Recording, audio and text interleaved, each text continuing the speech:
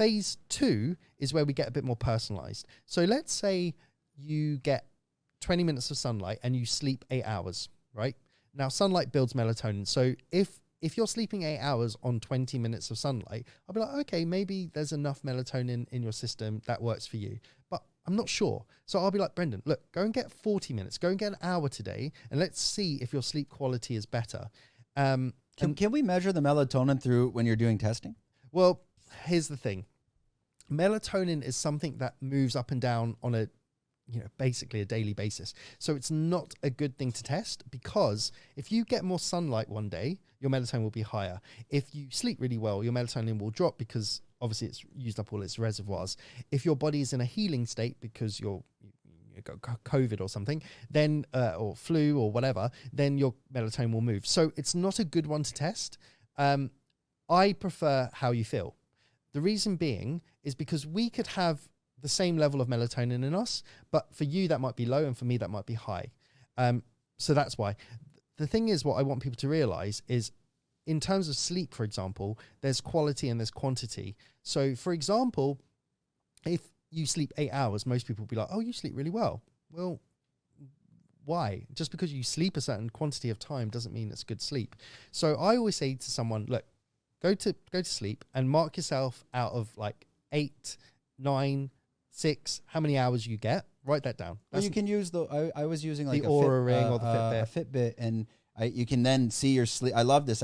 You can see your REM. I don't need it anymore because I got it now. Like, when you just wake up in the morning and like, maybe you only got 7 or 8, but you feel well. You don't feel groggy. There's no brain fog. Exactly. And then subconsciously, I don't even need to look. It's like, I must have got great REM. And you look and you're like, oh, yes. Yeah, I did. Exactly. Sorry, continue on that. Yeah. So what I would say is you write down the quantity of sleep that you get. That's number one. So let's say you get 8 hours yesterday. So you write 8. Then you wake up as you did and you say, how do I actually feel? Oh, you know what? I feel great. I feel like 8 out of 10, right? So basically you do 8 out of 8 because you got 8 hours, which is what most people suggest is good. And then, so that's 100%. And then if you've got, 8 out of 10 in terms of your quality of sleep, that's another 80%. So you're like, okay, if I've got quantity is 100% and quality is 80%, times them together, my sleep score is 80 out of 100, right? Now, it's really important to think about quality and quantity, because you could get 6 hours of sleep, but it was 100%, like it was amazing sleep. Now, that could be the same as getting 8 hours of sleep, but low quality sleep.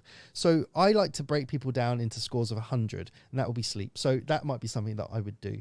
I would look at their training and see how much they're training and how intense that training is.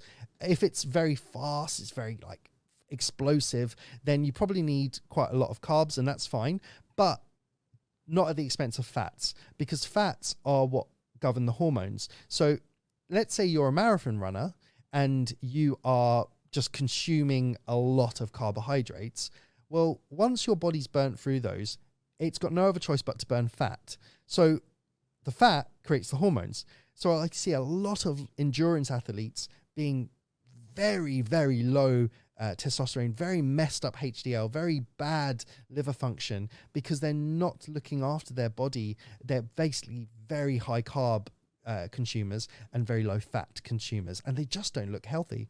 The skin's very dry and all of that. So you take them through that phase, and then you go into the optimization phase where you say, right, we've done your basics, we've done the fundamentals, now let's get personal. Let's get into your meals. Let's go really in detail and see, because if you're deficient in a micronutrient or macronutrient, the body's out of balance. Now, how do you understand this? So a lot of people are like focused a lot on protein. Great, that's great to do, but that's a macronutrient. Macro means you need a lot of it. Fine. Micronutrients like iron and B12 are micro because you need them in small doses, not because they're not important. They're very important. If anyone listening to this now who's low in iron or B12, they will be in bed like, I can't move, I'm so exhausted. That's a micronutrient, right? So no calorie counting is going to tell you if you're low in a micronutrient. So it's very, very important to pay attention to both macro and micro. And then you go into more detail: protein diversity, fiber diversity, fat diversity. You can't just eat chicken and broccoli every day. That's only focused on protein and fiber, you've got to understand there's micronutrients at play. And if you don't have diversity, you'll mess it up. So then you go into that level of detail. And finally, then you go into supplementation.